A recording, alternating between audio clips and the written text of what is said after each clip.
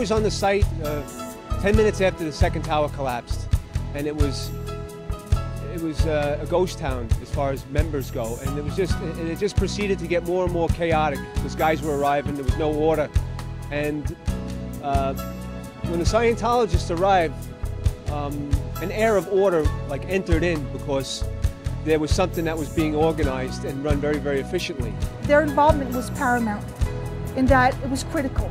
It was critical, it was first and it was foremost, and it was unforgettable. There's a lot of very highly stressed, worn out, exhausted rescue people here, and your contribution to helping them to deal with their problems and deal with their upset emotions and to have some tranquility and rest has been a very productive and very worthwhile effort. On the disaster site, there was the Scientology ministers group that was of great help, soothing our minds, talking to us, trying just to make our mind clearer. Although we were all down there working on adrenaline, it was still helpful to have them keep us, you know, keep you uplifting and keep you motivated to do what you had to do. We kind of get a lot of the credit, but I think a lot of the credit has to go to the people on the outskirts, such as, you know, the Scientology minister volunteers and such that, you know, provided us with comfort while we were down there at a time when we needed it, you know, probably more than most people understand or realize. Well, I just want to say thank you. Who's ever listening, from the bottom of my heart, I just want to say thank you because I know for a fact that you've made a difference. I saw it firsthand. And, you know, it takes a lot. It takes special people to leave their house, to leave where they're from, and to come down for weeks at a time and to give of themselves freely and, you know, just to genuinely because they want to make a difference. And I know for a fact he's made a difference. In a crisis such as we had at that time, it was a wonderful thing to suddenly see almost as it were spontaneous people like the Scientology volunteer ministers appearing as if out of nowhere.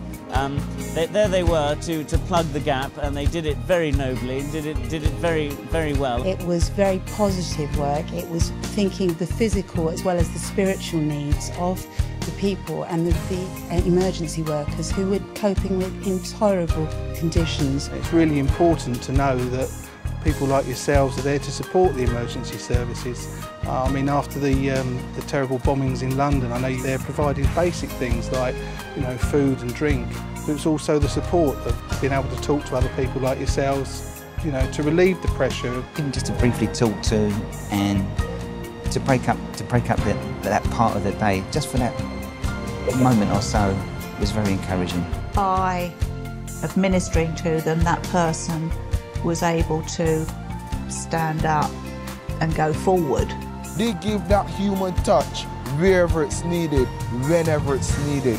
And that in itself is a powerful testimony to their work and the work of L. Ron Hubbard. If the whole world could grasp that kindness to their brothers, to humanity, then I think we'll have a better world. They sacrifice a lot in Sri Lanka, and they help the Sri Lankans. Wherever the need is there, they were there. Before the people come to your place, they come with a very awful look. Sometimes they cry, but after they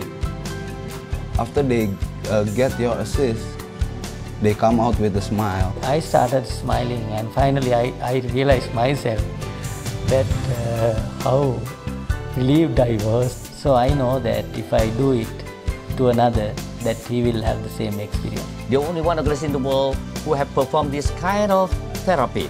I think it is more important than the material assistance to the people. They need Scientology first to cure and to mend their spirit and their soul.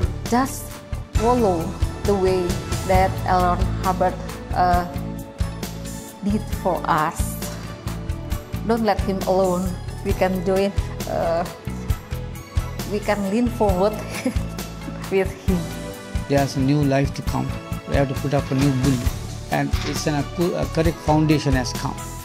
So the foundation has given by you. It's very hard to explain the feeling inside my heart, but I don't know what to say. Thanks a million on behalf of the Thai people. You guys arrived and came to our age over to Calvary. It's kind of like a wagon train being surrounded by the Indians with no hope. And then you hear that horn from the Calvary. And you guys came in, and then all of our despair disappeared. People just needed to talk. And I have yet to see a Scientology volunteer walk away from someone who wanted to talk. That's invaluable. You can't replace that with any program. They were there 24 hours a day. There wasn't a 15-minute time span that went by where you didn't see somebody walking past with a Scientology shirt. They were visible at all times. Whatever we needed, whether it was counseling, whether somebody to talk to, whether it was service in the community, they were available. The ministers were able to offer something that we, the community, could not. We could not have kept these shelters open without them. It kind of got to where's the yellow shirts? Everybody was looking, where's the yellow shirts? And so that's kind of how we went, you know. If you needed something, there was no job too big or too small. For me, it's just the caring and the giving and the continual giving is something that, you know, when are they going to get tired? They touched so many people's hearts. They went to everybody. They didn't go just to a courthouse. They went to every little place that they could find all over the community to help people. It's almost like having a family member there to pretty much get you along through the situation. And I don't see how we could have lived without them. I don't think we could have done it without them. I'm just real happy with the way everything's turned out. Can't ask for better. You really can't. You can't get better. I'm just grateful that there's people out there still today in this world that's willing to give that much of themselves to help a fellow man. And you made their lives better simply because you understand who they are and what they need. And you don't wait for marching orders.